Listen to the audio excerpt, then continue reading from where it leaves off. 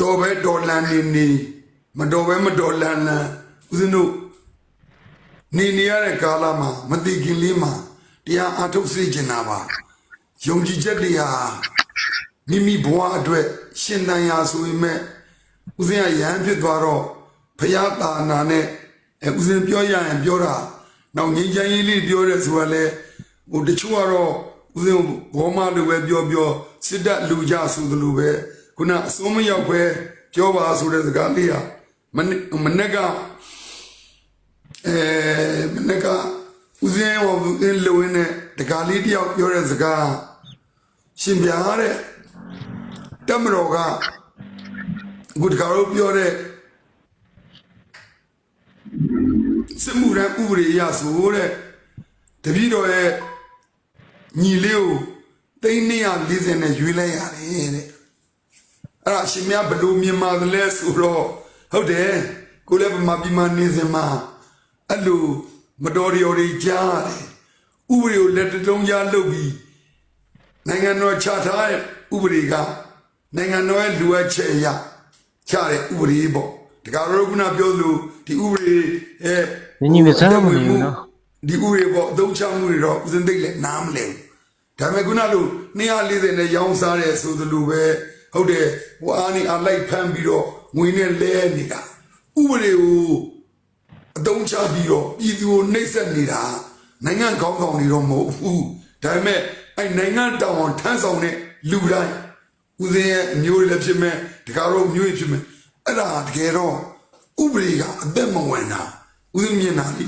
ဒါပေမဲ့အဲ့တကားလေးပြောရင်းနဲ့သူလည်းဘုန်းကြီးလူလည်းမသိပါဘူးဘာပြောတော့ဆိုတော့သူ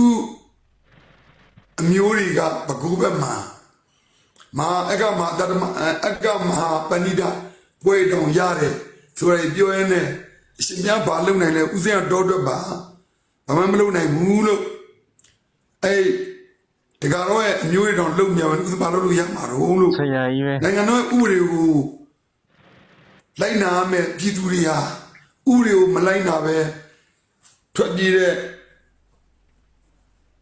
စစ်မှုထမ်းနေတဲ့သူတွေလည်းရှောင်းနေသလိုမရောက်နိုင်ဘူးလို့တရာတော့ဆိုပြီးတော့အမှုရှာဖမ်းပြီးတော့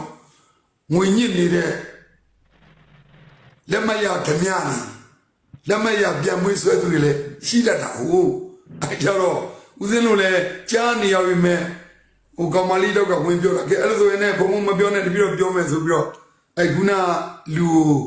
ဘယ်နေရာမှာဖြစ်တာလဲဘယ်တော့ဖြစ်တာလဲအဲ့ဓာတ်ပုံအဲ့မှတ်တမ်းအဲ့ဖတ်နေလူတောင်းနေလူပြောဆိုတော့ချတော့အဲ့ကောင်ကမပြောနိုင်တော့ပြေးရောတဲ့ပြောတော့ဦးစင်းကိုကန့်လန့်တိုက်ပြီးလာမေးပြီးတော့ခုနကသူ့မှာလည်းဘုန်းကြီးတွေရှိပါတယ်ပြောတယ်ဘုံဘုံနဲ့အသက်တော်ဝါတော့ပညာတော့ကြီးတယ်သူတို့ကြောင့်မဆောင်ရခိုင်းမဲ့ဘုံဘုံဘာလုပ်ပေးနေဘုံဘုံအကြက်ရအောင်နာမေးတာစေနာကောင်းလည်းမဟုတ်ဘူးဟဲ့ဖြစ်နေတဲ့ဖြစ်စဉ်နဲ့ကြိုက်အောင်လည်းမေးတယ်ဆိုတော့ဘုံဘုံစိတ်မကောင်းတော့နိုင်ငံရေးရလည်းလက်ကွက်ဒီနဲ့ကြောက်ချရီပေါ့မန်ရဘုံဘုံဒီမှာပြောတော့တစ်ဖက်မှာလည်းဘုရားကွင်ဆရာတော်ဝိုင်းကြောက်ချနေပြီလို့ပြောတာပေါ့ကောင်းပြီဦးဇင်းကတော့ငြိမ်းချမ်းစေချင်ပါတယ်ဟိုဘယ်မှာပဲနေနေကိုလွင်ကြီးမသိခင်မှာတရားတွေပြောသွားပြီမဲ့ကိုလွင်ကြီးတရားမသိတဲ့ပြင်ဦးစင်းကိုနောက်ပိုင်းဆဲတာဦးစင်းသူ့ထဲမှာမပါဘူးတခြားတယောက်ကပြောရင်ကြည်ထားတာတွေဦးစင်းကိုယ်တိုင်ကြားနေတာတွေဦးစင်းမဖွင့်မဲနေလို့လားမသိဘူးအဲ့လိုဦးစင်းပေါ်မှာရိုင်းပြတွေစိတ်တော့မကောင်းဘူးဆုံးသွားပြီဆိုလဲအဲ့လိုပဲအရှင်မြောက်ဓာဆဲနေကောင်သိပြီဆိုတော့အဲ့တော့ပြောကြတော့လူကြီးတော့ဆိုကိုတွင်းဆိုကိုလင်းကြီးဆုံးသွားပြီလားလို့ဆိုတော့တခါတခါမတွေအခုမေတ္တာရှင်အပါဝင်ပေါ့မိတ်ဆွေတွေကိုပြောလို့တာတော့ထိုးတွေလောဘဒေါသနဲ့ယက်တိနေတာမှန်ပါတယ်ဒါပေမဲ့ကိုယ့်ရဲ့လောဘဒေါသကြောင့်တန်တရားပါမဲ့အလုပ်မျိုးတော့ဘုရားကွင်ရှောင်းရှောင်းစေခြင်းနဲ့ဘာလို့တော့ဘာဖြစ်ဆိုပြီးတော့လုံမဲ့ဆိုရင်လုံကြပါဘုမောတော့စာနာမိတာကဒီဘဝဒီခန္ဓာရတော့ဦးဇင်းတို့ဆင်းရဲခြင်းဆိုတာကိုပညာမျက်စိနဲ့မြင်လို့ရှိရင်တဏှာကိုကောင်းပြီမဲ့ကလေးတယောက်ကပါဇတ်ထဲမှာအစိတ်တွေချီးတွန်းနေတယ်ဆိုရင်သူတော်ကောင်းကတော့ကလေးလက်ဆွဲပြီးထုတ်တယ်လို့ဦးဇင်းလဲကိုယ်တကာဒကမကြီးပြောတဲ့သဘောကအတိ မှန်သတိတမ်းပြီးတော့တန်တရားလွတ်တဲ့တရားလေးတွေမသိခင်အထုတ်စိတ်ကျင်ပါတယ်အခုလည်းမေတ္တာရှင်အကောင်ကဘုံဘုံပို့လာလို့ကြည်လိုက်ပြီးတော့လူတွေကပြောတယ်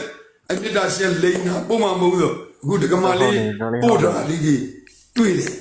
ဆိုတော့အဲ့ဒါကြောင့်ဦးဇင်းဝင်လိုက်တာအဲ့လိုဝင်လိုက်တဲ့နေရာမှာလည်းအခုလိုဝင်ပြောခြင်းလို့မဟုတ်ပါဘူးရဟန်းတစ်ပါးမလို့အသိမှတ်ပြုတာကျေးဇူးတင်ပါတယ်ဦးဇင်းအနေနဲ့ဘလို့မိမိတန်းနေများဖြေးပါတယ်ဒါပေမဲ့လူတွေမြင်ရတော့ကြောက်ချတယ်လို့မြင်ပါတယ်အဲ့ကြောက်ချတယ်လို့မြင်တဲ့မြင်နေရအများအပြားတစ်ဖက်သက်ဆန်တဲ့သူတွေလည်းရှိတယ်တကယ်လဲကြောက်တဲ့ကြောက်လို့တစ်ဖက်သက်ဆန်ပြီးမေးတာလည်းဖြစ်ပါလိမ့်မယ်ဒါပေမဲ့ပုံမောတော့တတ်နိုင်နေများဒကာဒကမတွေကို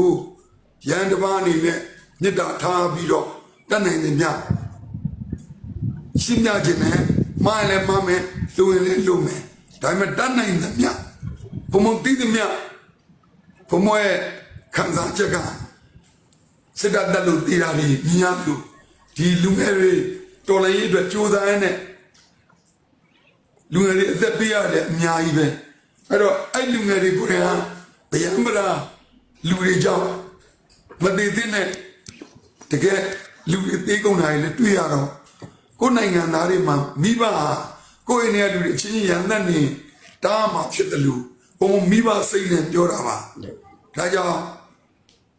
ဦးဇင်းနေတော့တော်ပြီ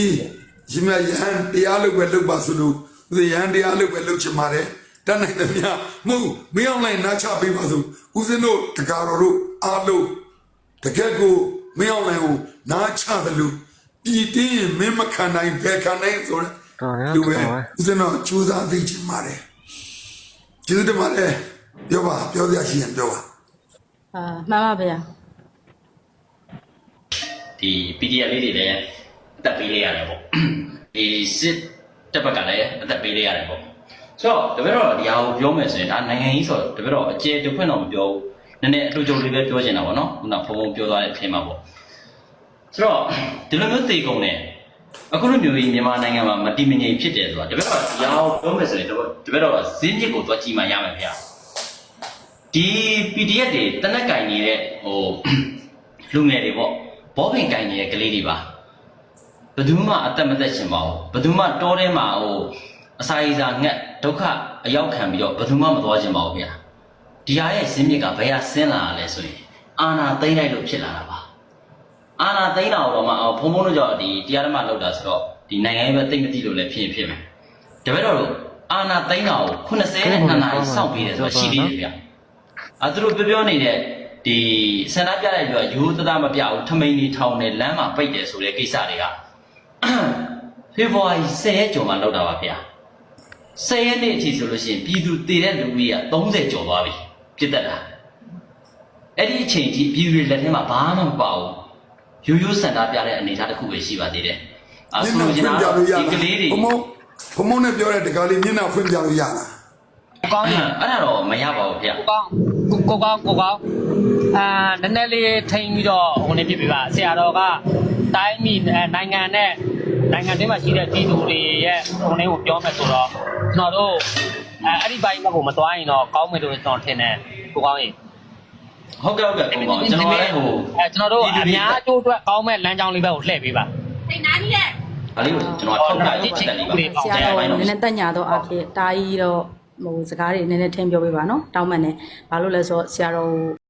ကိုကောင်းဆိုတော့ကောက်ပန်ရှင်တကယ်ကိုလေးစားဖို့ကောင်းပါတယ်ခင်ဗျာတကယ်ကိုလည်းတော်ပါတယ်